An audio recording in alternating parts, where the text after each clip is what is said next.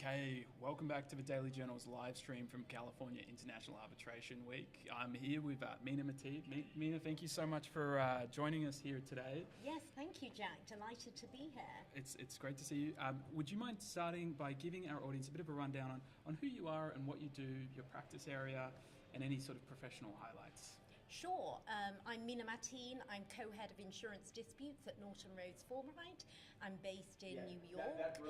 I handle primarily insurance coverage disputes, but with a particular emphasis on Bermuda form arbitrations. Okay, I'm going to get you to explain Bermuda form arbitrations to us a little bit in a second, but I understand you're speaking on a panel here today. What's the panel about? What topics? So we're going to be talking about global insurance and reinsurance risks in the context of international arbitrations.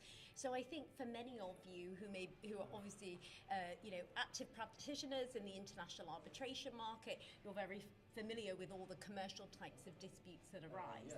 But insurance and reinsurance are also subject to international arbitration. Okay. And so Bermuda form arbitrations, briefly, what is that? What does that mean? So this is a very high excess liability policy. It arose in the 1980s in response to the US liability crisis. So what many US insurers found that they were facing huge liability on these big asbestos claims on decades-old books that they'd closed. And in response, Marsh McLennan and JP Morgan Guarantee opportunistically went to Bermuda and created this whole paradigm of Bermuda form, and that's the beginning of the Bermuda form insurance that we know now. The Bermuda form policy provides cover to North American Fortune 500 or 100 companies up to about $800 million or $1 billion in coverage on a direct basis. And what's unique about them and why they're a hybrid of international arbitration is they're typically governed by New York law, or in some instances English law or Bermuda law, but the seat of the arbitration is typically London, Bermuda, or now we're seeing a move to Toronto or Vancouver arbitration. Okay. And in terms of your broader practice, the insurance sector, what are some of the big issues you're tracking right now?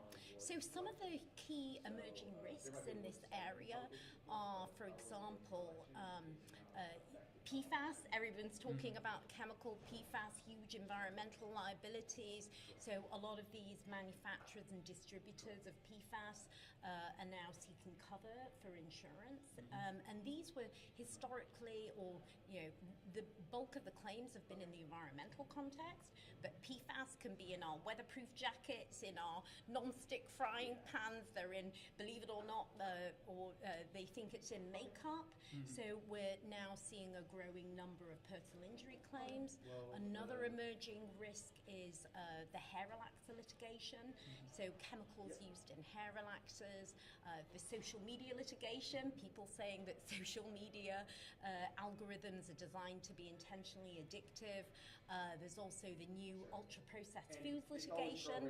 Quite interestingly, we're here in California, but the Attorney General in San Francisco commenced a public nuisance action against the manufacturers of ultra-processed foods.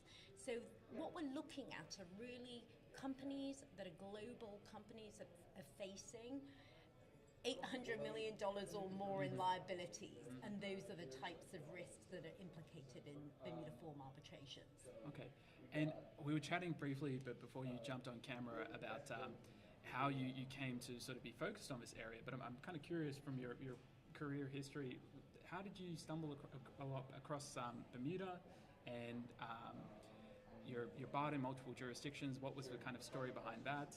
And then briefly, if you could explain the appeal of Bermuda as a seat for arbitration as well. Sure. So dealing with the first of your questions. So I started my career in London, believe it or not, wearing the wig and gown as a barrister, and then I transitioned over into private practice, and then I took the traditional career trajectory that most people take.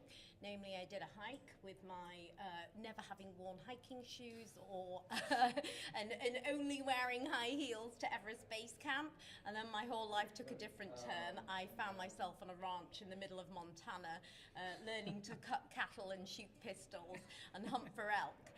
And in that normal trajectory, I found myself in California, did the California bar, moved to New York, and then I came across a gentleman, Jan Volonyetsky, who wrote the leading book on the law of reinsurance. And he said, well, Mina, my dear, why don't you come and work for me? But little did I know, he was based in Bermuda. So my interview, I think I remember going to the Bermuda Aquarium, and little did I know Bermuda, we'll come on to Bermuda as a jurisdiction for insurance, but from Bermuda I moved back to New York. And so, curiously, Bermuda form now, arbitrations have become my particular area of expertise. And in relation to your second question regarding Bermuda, well, it's shaped like a, I don't know whether you know, you've been there, it's shaped like a fish hook. Yeah. And so it has pink sands and idyllic blue waters, but it's only really about 21 miles from one end to the other. And but notwithstanding, Bermuda underwrites. It's one of the second world's largest insurance capitals, and they underwrite billions of dollars of insurance coverage. Wow. So it punches well above its weight in insurance capacity, despite its size. Pretty important place to be. All right, Mina, thank you so much for joining us on the live Jack. stream. Really appreciate it, and enjoy the rest of the conference. Thank you.